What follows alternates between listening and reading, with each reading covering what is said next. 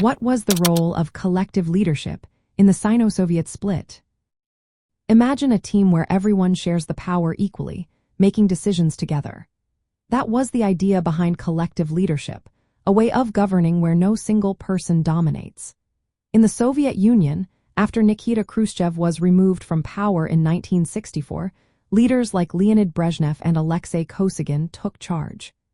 They believed in sharing authority, sticking to Leninist principles of collective decision-making. This approach was quite different from China's leader Mao Zedong, who loved to be in control and relied on his personal authority. Mao's style was all about his own ideas and radical policies, which clashed with the Soviet way of shared leadership. The split between China and the Soviet Union was rooted in more than just leadership styles.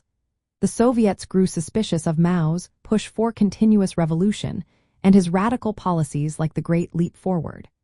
Mao saw the Soviet leadership as too cautious and revisionist, meaning they were changing or watering down Marxist ideas. Mao wanted to stick to his own version of communism, which he believed was more revolutionary and suited to China. This ideological clash made relations worse, especially when Mao launched political campaigns that painted Soviet moderation as betrayal. This disagreement had big effects on the Vietnam War. Both China and the Soviet Union wanted to influence Vietnam and other countries. The Soviets preferred a cautious, state-led approach, while Mao pushed for mass mobilization and revolutionary zeal.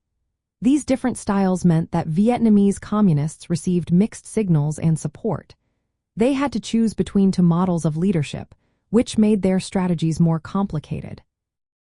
The rivalry also affected how each side supported different factions in Vietnam, shaping the course of the war and the alliances formed during that time.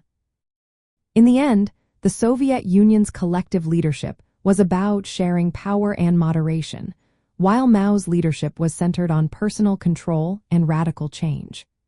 These differences fueled the split and shaped how both countries interacted with other communist nations. The split also influenced the global scene, making international relations more tense and complicated during the Cold War era. The contrasting leadership styles played a big part in shaping the political and military landscape of that period.